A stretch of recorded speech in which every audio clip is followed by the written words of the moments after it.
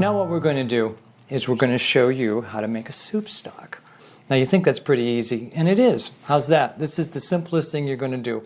What I do is I take my vegetables that I am, instead of discarding them into the compost pile, which I know all of you have compost piles because you just don't throw your vegetable scraps into a landfill plastic bag.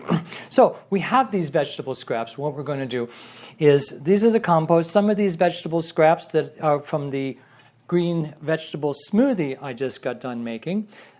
Pot, half full of water. Entrance are the food scraps. Everything, onion skins, garlic peels, food that didn't get eaten. Oh, look at this. Here's some woody part of the bottom of the asparagus that we had for dinner the other night. And he put that into the bowl, and off it goes. These are nasturtium leaves, very rich in incredible amount of vitamins and nutrients.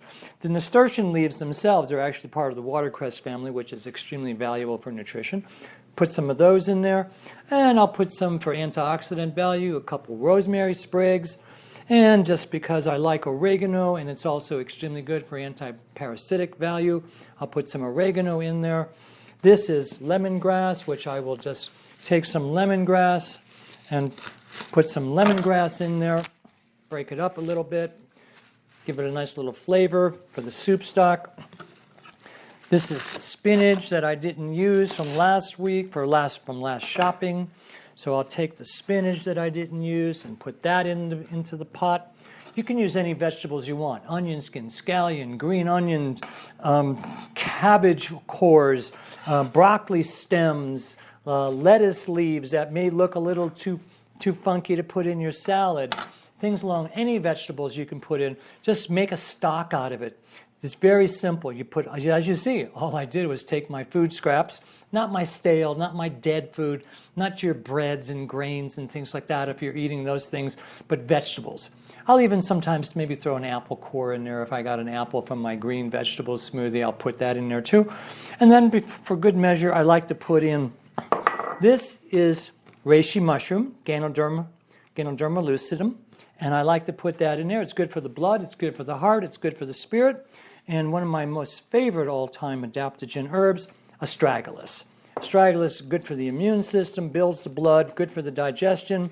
It's probably the most used herb right now in the United States to build up the immune system.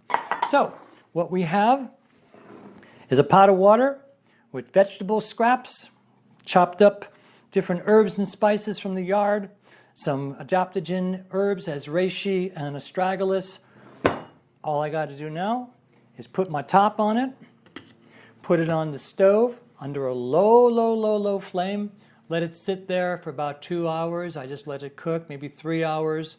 Just let it cook, strain it, bottle it. I now have soup stock. What I do with the soup stock is I'll pull the soup stock out of the refrigerator during the week. I'll put that in the Vitamix blender. I'll add some potato or broccoli or asparagus, zucchini, cauliflower, and I'll blend them all up, put some spices with it, and then I'll warm it. Not boil it, not cook it, but just warm it. I now have a blended, raw, warm vegetable soup. Super nutritious, incredibly important. I like to eat most of my foods room temperature or warm. Rarely do I eat cold foods, or I recommend cold foods because the body temperature and how the body has to work with digestion. Soup stock, easy to make. You can use it for so many things. Even sometimes maybe in the afternoon, I'll just warm up some of the soup stock, put a little seaweed in it, maybe a pinch of cayenne, and drink it as a broth. It's wonderful to have.